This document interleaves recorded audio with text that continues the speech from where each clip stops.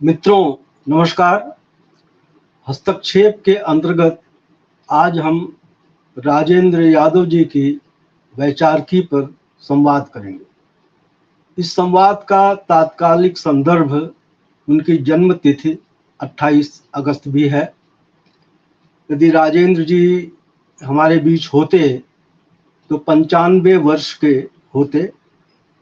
वर्ष 2013 में वे नहीं रहे और उनके न रहने के बाद अब तक 11 वर्ष का अंतराल है। इन 11 वर्षों के अंतराल में भारतीय राजनीति और भारतीय समाज बहुत कुछ बदल चुका है। यानी कि जिस 2014 की चर्चा होती रहती है वो 2014 राजेंद्र यादव जी के जीवन में नहीं आया था, लेकिन 2014 से आज तक का राजनीतिक, सामाजिक और जो सांस्कृतिक घटनाक्रम है उसकी आहट राजेंद्र यादव जी को काफ़ी पहले से थी। यानी कि 1986 में हंस का प्रकाशन शुरू हुआ था।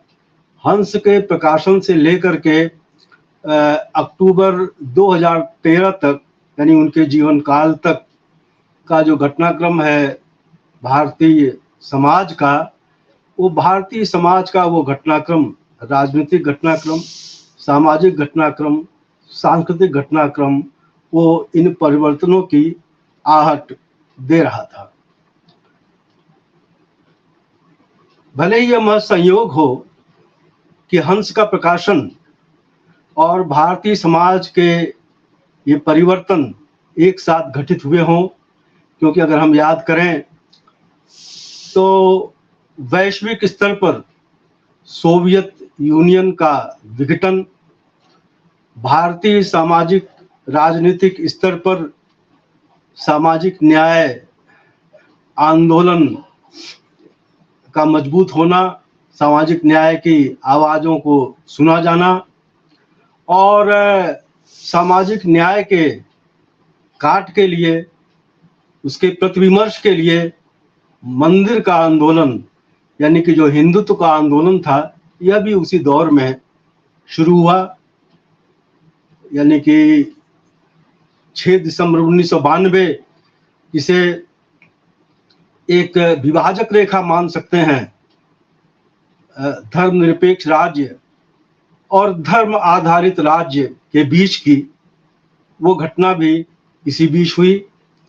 गुजरात 2002 भी इसी बीच हुआ और इन सब के बीच चाहे बिहार में सवर्ण सेनाओं के द्वारा दलितों का संहार हो या दूसरे बहुत सी घटनाएं हों, उन सब का काल वो भी यही है।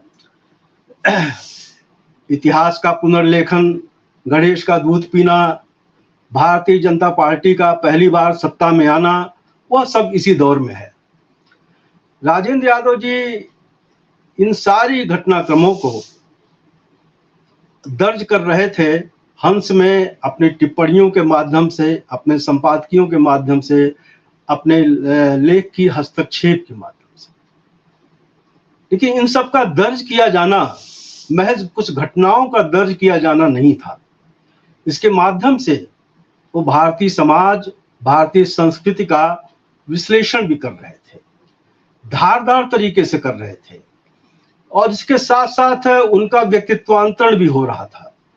हम सब जानते हैं कि राजेंद्र यादव जी नई कहानी आंदोलन के पुरोधा थे और वो नई कहानी आंदोलन मध्यवर्गीय दृष्टि से मध्यवर्गीय सरोकारों का लेखन था। राजन जी ने इसे स्वीकार भी किया और बाद के दौर में उन्होंने अपने उस दौर के लेखन को, जिसे कहा जा सकता है कि डिसओन भी किया। तो इस समूचे घटनाक्रम के साथ राजेंद्र यादव की सोच, उनका व्यक्तित्व भी बदल रहा था। राजेंद्र यादव एक कथाकार से उनका व्यक्तित्वांतरण एक संपादक के रूप में, एक जनबुद्धिजीवी के रूप में और एक भारतीय सामाजिक राजनीतिक परिस्थितियों के हस्तक्षेपकर्ता के रूप में भी हुआ। तो यह जो एक राजेंद्र यादव के जो व्यक्तित्व का परिवर्तन था और जो हंस के पृष्ठों पर लगातार जो रेखांकित होता रहता, जिसकी चर्चा होती रही थी, उन्होंने विमर्शकारी बनाया, यानी कि भारतीय समाज के उन सारे मुद्दों को विमर्शकारी बनाया जो कि शुद्ध साहित्यिक फ्रेम में नहीं भी आते थे। उन पर आरोप भी लगाए गए। यह भी कहा गया कि भाई हंस जो है अब साहित्यिक पत्रिका नहीं रही। किसी ने कहा कि लोगों ने फतवा दिया कि मैं हंस नहीं पढ़ता। किसी ने कहा कि ये ओबीसी पत्रिका हो गई है। तो इस तरह की बातें भी कही गई। राजेंद्र यादव ने तुर्की बतुर्की जवाब दिया। उन्होंने कहा भाई शुद्ध साहित्य नाम की कौन सी चीज होती है, और उन्होंने हंस को प्रेमचंद के हंस की परंपरा से जोड़ते हुए ये सवाल किया, ये प्रतिप्रश्न किया कि प्रेमचंद अपने समय में हंस का प्रकाशन करते हुए कौन से सामाजिक, राजनीतिक या वैश्विक प्रश्न थे जिन पर वो टिप्पणियां नहीं करते थे या नहीं लिखते थे। जवाब में उन्होंने क्या हम वास्तव में राष्ट्रवादी हैं, जो प्रेमचंद का लेख था, उसे पुनर्प्रकाशित किया। उस लेख में प्रेमचंद ने कहा था कि राष्ट्रवाद की पहली शर्त वर्ण व्यवस्था को जड़ मूल से उखाड़ फेंकना है। यानी कि हंस को, राजेंद्र यादव जी अपने हंस को प्रेमचंद के हंस की परंपरा से जोड़ रहे थे, और उनका कहना था कि प्रेमचंद को उस समय हिंदू द्रोही, ब्राह्मण द्वेषी और तरह तरह के विशेषणों से अभिहित किया गया। उन्होंने कहा कि आज जब मुझे भी इस तरह के विशेषण दिए जाते हैं तो मैं समझता हूं कि मैं सही रास्ते पर हूं। सवाल यह है कि राजेंद्र यादव ने जिन सवालों से मुठभेड़ किया, यानी कि जो कथित साहित्य की जो मुख्य धारा थी, जिनमें उन प्रश्नों पर चर्चा नहीं होती थी, जिनमें उस पर बहस नहीं होती थी, राजेंद्र यादव ने उन सबको एक विमर्श मूलक विषयों के रूप में हंस के पृष्ठों पर समाहित किया। यह भी एक संयोग है कि मराठी में जो दलित आंदोलन जो था, दलित पैंथर, दलित आंदोलन, उसकी अनगूंज हिंदी साहित्य में भी उन्हीं दिनों सुनाई पड़ने लगी थी। लेकिन इसे एक मुकम्मल मंच, एक संपूर्ण एक मंच जो है राजेंद्र यादव ने हंस के माध्यम से दिया। यानी कि दलित विमर्श जो है अपने सैद्धांतिकी के साथ, अपने विचारों के साथ, अपने आत्मकथात्मक लेखन के साथ हंस में जो है प्रकाशित होना शुरू किया। हंस में, यानी कि हंस के पहले हिंदी की कोई पत्रिका ऐसी नहीं थी जिसमें कि दलित विमर्श को इतना स्पेस मिला हो। दलित विमर्श को इतना स्पेस देते हुए, इतना स्थान देते हुए, और दलित मुद्दों पर कई हंस के विशेषांक भी प्रकाशित हुए, और उन विशेषांकों का संपादन भी दलित लेखकों द्वारा किया गया। ये सब सारा कुछ करते हुए उन्होंने हाशिए की उन आवाजों को साहित्य में केंद्रीयता प्रदान करने का प्रयत्न किया जो लगभग अनसुनी थी हिंदी में, जिनकी चर्चा नहीं होती थी। लेकिन ये करते हुए, यानी कि उन्होंने समय समय पर जो दलित आंदोलन था, जो दलित वैचारिकी थी, या एक जिसे कहा जाए कि दलित चिंतन में जो विपथन भी आया, उस विपथन पर भी लगातार जो है निशानदेही की और एक बहस की। इसी दौर में जब वर्ष 2005 में रंगभूमि को जलाया गया, या इसके आसपास जब डॉक्टर धर्मवीर ने प्रेमचंद को सामंत का मुंशी कहा, या एक जार कर्म की जो बहस उन्होंने शुरू की, उन सब का एक जिसे कहा जाए कि तुर्की बतुर्की उसका जवाब देते हुए, बल्कि एक जिसे कहा जाए उनसे बहस करते हुए एक बहस भी खड़ी की। और लगातार, यानी कि जो एक साहित्य का जो शुद्धतावाद था, जो उस साहित्य के शुद्धतावाद को जो है एक जो है व्यापकता, साहित्य के शुद्धता वाद से मुक्त होकर के पूरा एक व्यापक जो है साहित्य को उन्होंने एक बहस का एक उसका मुद्दा बनाया। स्त्री विमर्श भी जिसे कहा जाए कि बहस के यानी कि स्त्री लेखन किया जा रहा था, लेकिन स्त्री लेखन को स्त्री वैचारिकी या स्त्री सैद्धांतिकी के साथ एक बहस नुमा स्त्री प्रसंगों पर भी कई उन्होंने एक विशेषांक प्रकाशित हुए और उन मुद्दों को पर भी बहस की। लेकिन दलित और स्त्री मुद्दों पर बहस के साथ साथ जो यानी कि भारतीय समाज का जो मुख्य अंतर्विरोध था, वो मुख्य अंतर्विरोध जिसे कहा जाए कि सवर्ण पितृ सत्ता, जो सवर्ण पितृ सत्ता और जो मनुवाद थे, सवर्ण पितृ सत्ता और मनुवाद का लगातार उन्होंने विश्लेषण किया। और यानी कि जो हिंदी प्रदेशों की वैचारिकी है, हिंदी प्रदेशों की वैचारिकी जो है किस तरह से एक ठहराव का शिकार थी, एक जड़ता का शिकार थी, एक जिसे कहा जाए जड़ परंपरा में ऊब चूब थी, उस पर एक जिसे कहा जाए कि उसका विखंडन करते हुए, उसका विश्लेषण करते हुए, उसको एक धारदार तरीके से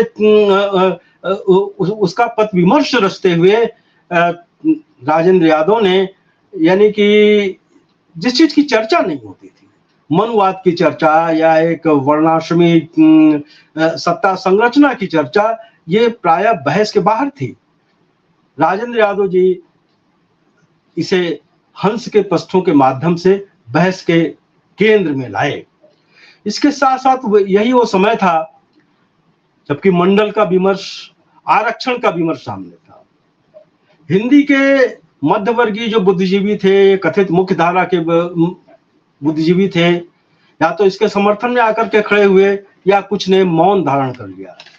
राजेंद्र यादव ने जिसे कहा जाए कि आंखों में उंगली डाल करके बहुत ही साफ गोई के साथ ये कहा, संपादकीय लिखा कि आरक्षण जरूरी है।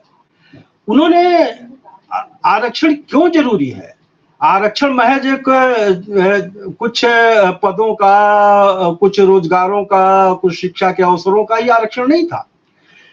हजारों वर्षों से जो भारतीय समाज में एक दास्ता थी, जो एक बहुत बड़ा जो एक शमशील वर्ग था, शमशील वर्ग जो एक गुलामी की स्थिति में जी रहा था, जिसे शिक्षा के अधिकार से वंचित किया गया था, संपत्ति के अधिकार से वंचित किया गया था। आजाद भारत में उनको नए अवसरों का दिया जाना, उसके पक्ष में राजेंद्र यादव खड़े हुए। और यानी कि एक पूरा, यानी कि सवर्णवाद जो कि एक रुकावट बन करके, एक अवरोध बन करके अपने लाभ की स्थितियों को सुरक्षित करते हुए जो एक छद्म विमर्श पेश कर रहा था मेरिट के नाम पर या इन सब चीजों के नाम पर, इन सब का जो है तुर्की बतुर्की राजेंद्र यादव ने इस पे बहस किया।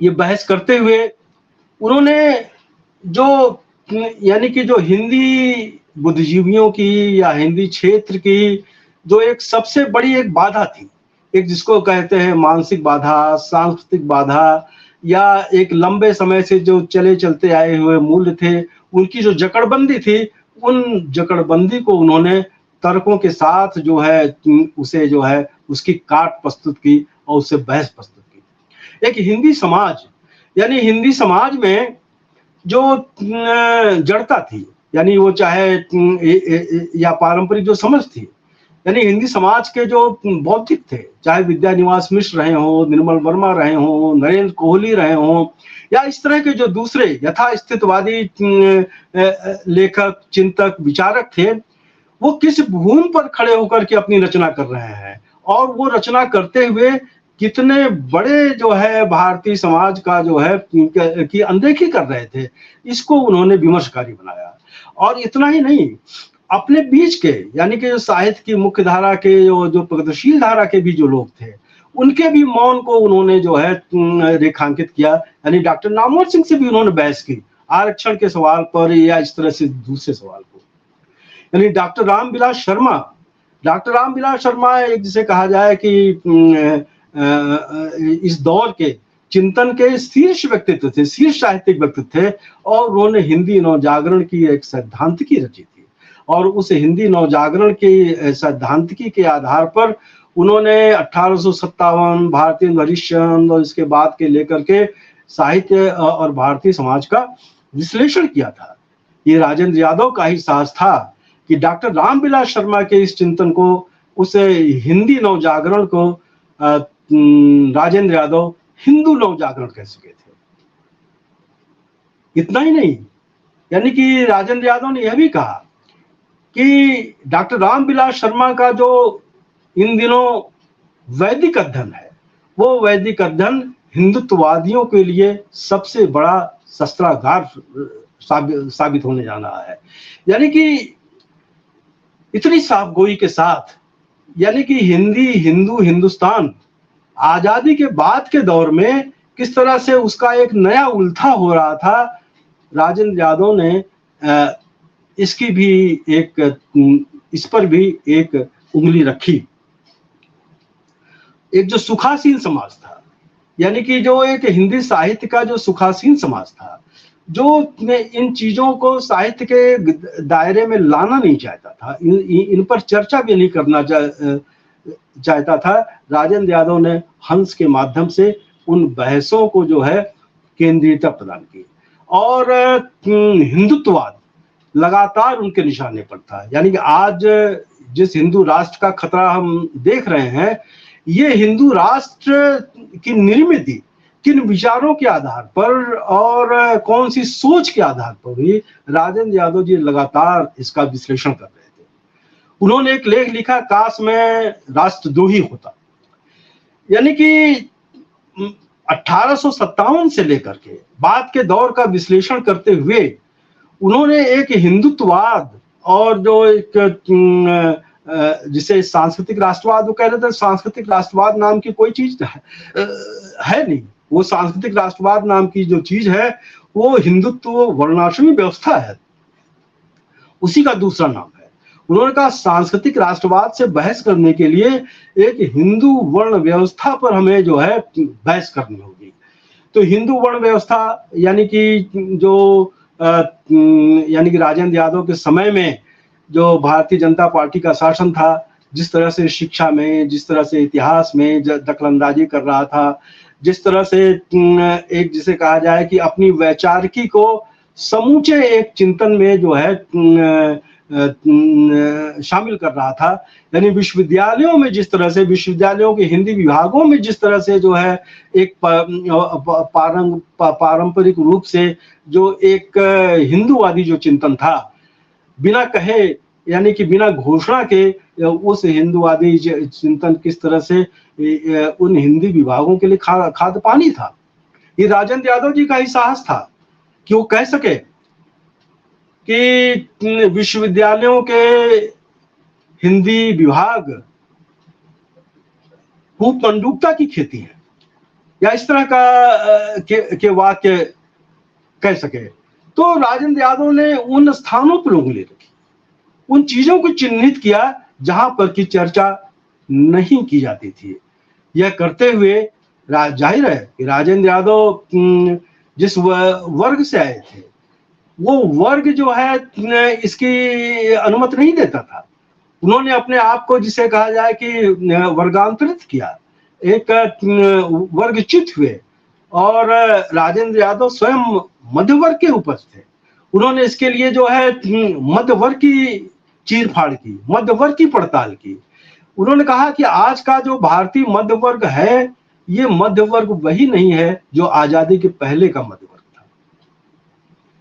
उनकी सोच थी कि आजादी का मध्यवर्ग, आजादी के पूर्व का जो मध्यवर्ग था, वो भारतीय स्वाधीनता आंदोलन का हिरावल दस्ता उसे कहा जा सकता है। लेकिन आजादी के बाद का जो एक मध्य वर्ग निर्मित हुआ, ये मध्य वर्ग उपभोक्तावाद के लिए एक चारा है, उपभोक्तावाद के लिए एक कच्चा माल है। इसका एक जिसे कहा जाए कि इसकी प्रेरणा में कोई बड़ा दर्शन नहीं है, कोई बड़ी चिंताएं नहीं शामिल हैं। यह जो है एक व्यक्तिवादी और आत्म केंद्रित एक ऐसा वर्ग है जो स्वयं में संतुष्ट रहने वाला है। इससे समाज में कोई व्यापक परिवर्तन की उम्मीद नहीं, उस तरह से नहीं की जानी चाहिए जिस तरह स्वाधीनता आंदोलन के पूर्व के वर्षों में की गई थी।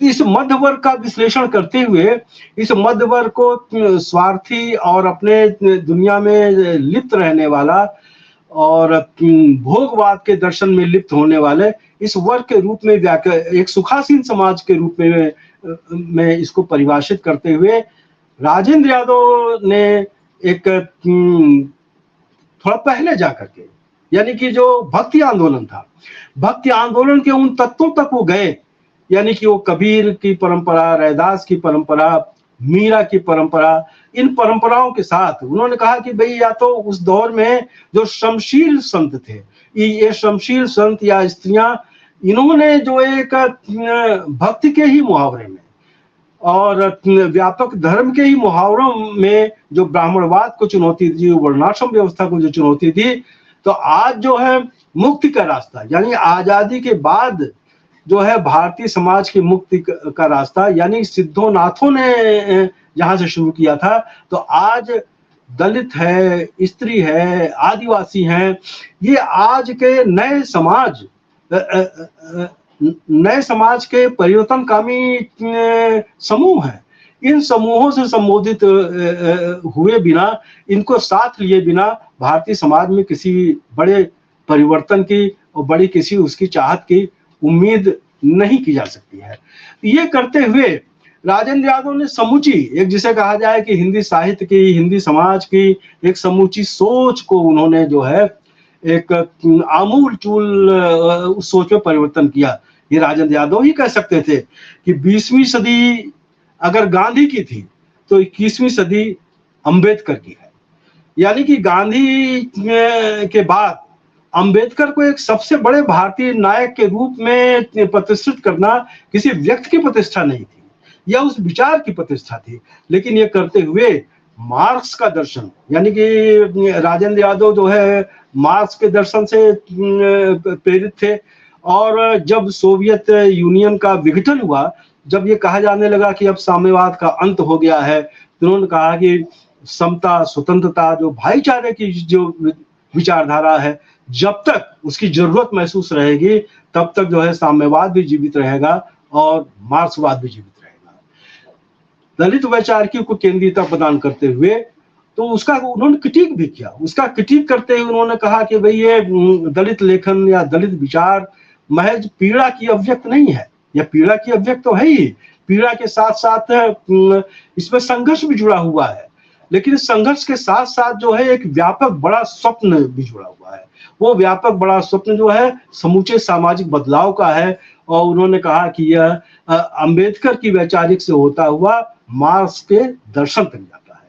तो वो अंबेडकर और मार्क्स के बीच में एक समान भूमि की भी तलाश कर रहे थे।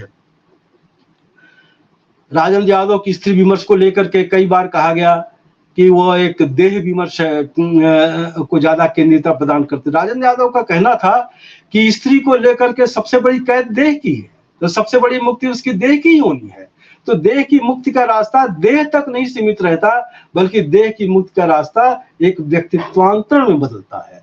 और स्त्री को वो शूद्र के साथ, यानी कि दलित और शूद्र दोनों को एक साथ वो जोड़ते थे। हालांकि इसको लेकर के दलित की जो एक उच्च सवर्ण समाज की जो लेखिकाएं थी वो उनसे कुपित भी हुई। उन्होंने कहा कि आप जो है स्त्री को दलित के साथ कैसे जोड़ सकते हैं। तो उन्होंने इसको बाकायदे एक मनुस्मृति के उदाहरणों के द्वारा और पूरी भारतीय सामाजिक संरचना के द्वारा उन्होंने कहा कि ठीक है कि स्त्रियों का एक वर्ग भद्र, कुलीन और उच्च वर्णीय समाज का हिस्सा है, लेकिन उस समाज का हिस्सा रहते हुए भी अंततः उसकी स्थिति जो है एक दलित की ही है। तो ये सारी बहसें, और उन्होंने फूलन को विमर्शकारी बनाया। यानी इस पूरे दौर में, यानी फूलन जिसे एक दस्यु के रूप में पेश किया जाता था, उन्होंने एक उसकी सामाजिक पृष्ठभूमि कि फूलन का फूलन होना और फूलन के होने का के पीछे, यानी किस समाज ने फूलन को बनाया, यह विमर्श भी वो ले आए। भंवरी देवी, यानी कि राजस्थान की भंवरी देवी के साथ बलात्कार हुआ, उसके बाद जो है वहां की अदालत ने निर्णय दिया कि सवर्ण जो है बलात्कार कर ही नहीं सकता, या इस तरह की जो बातें कही, उन्होंने इसे प्रश्नांकित किया। तो या दिवराला का जो सती कांड है, उस दिवराला के सती कांड को लेकर के उन्होंने समूची एक, जिसे कहा जाए, उत्सर्ग की परंपरा, हिंदुत्व की, बलिदान की, और इन सारी परंपराओं को प्रश्नांकित किया। ये करते हुए वे लगातार, यानी कि जो हिंदुत्व की और वर्णाश्रमी जो विभाजन है, उसकी जो विभेदकारी व्यवस्था, जो शोषण पर के आधार पर जो शोषण है, उसको प्रश्नांकित करते रहे।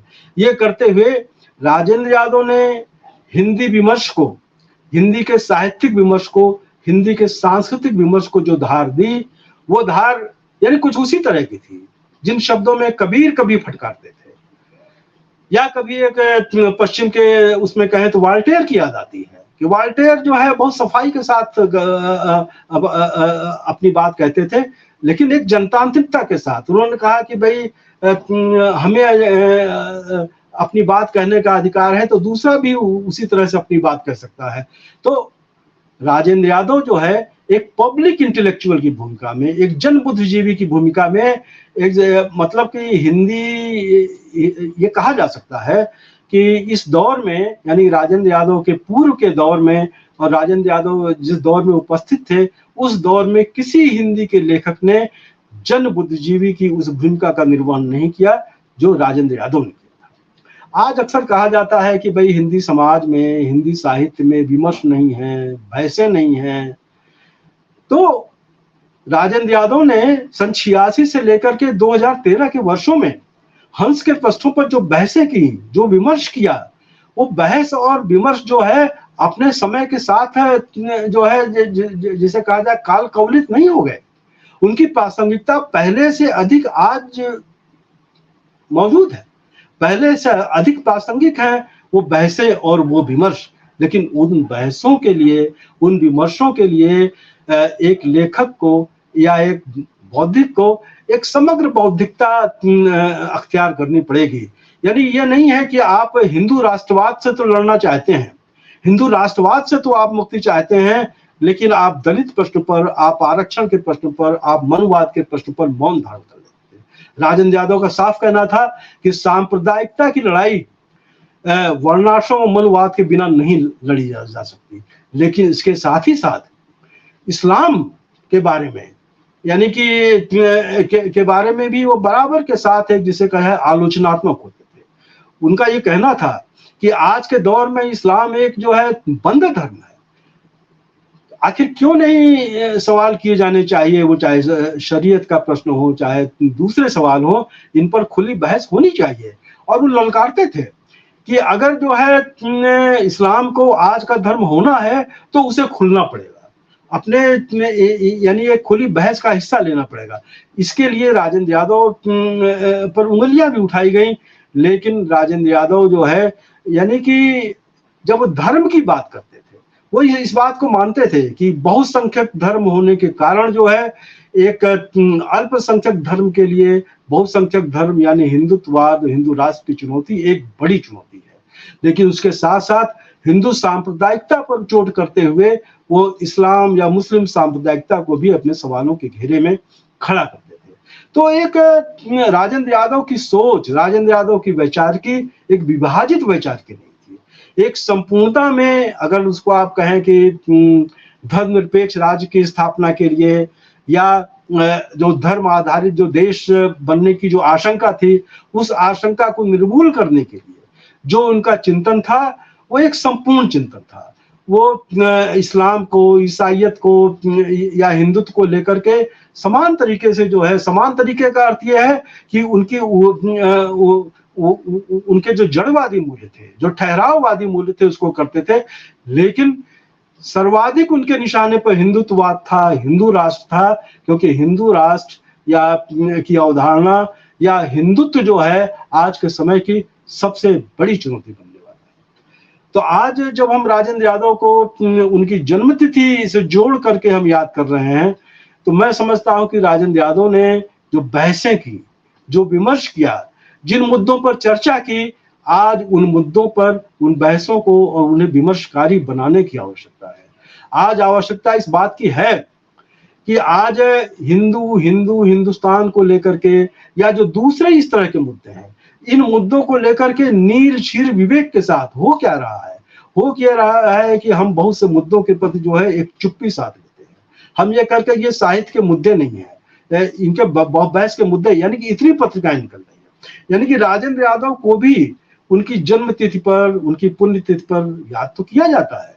उनकी अपनी पत्रिका हंस हर वर्ष उनकी जन्मतिथि पर एक आयोजन करती है, उनके निधन के साथ जोड़ करके 3 दिवस का एक साहित्यिक आयोजन करती है। लेकिन इन आयोजनों में राजेंद्र यादव की वैचारिकी पर कम से कम बात होती है, लगभग नहीं बात होती है। तो मैं समझता हूं कि आज आवश्यकता इस बात की है कि राजेंद्र यादव की वैचारिकी पर बात की जाए, बहस की जाए। कुछ अगर उनके जो है नकारने लायक बिंदु है, खारिज करने लायक बिंदु है, बहस वाले बिंदु है, तो उस पर बहस की जाए और तो उनसे असहमत भी हुआ जाए। राजेंद्र यादव की जनतांत्रिकता असहमत को पूरा स्थान देती थी। यहाँ तक कि हंस के पृष्ठों पर वो जो संपादक के नाम जो पत्र आते थे, कई पृष्ठ उन पर छापते थे और संपादक के खिलाफ ही वो पत्र होते थे।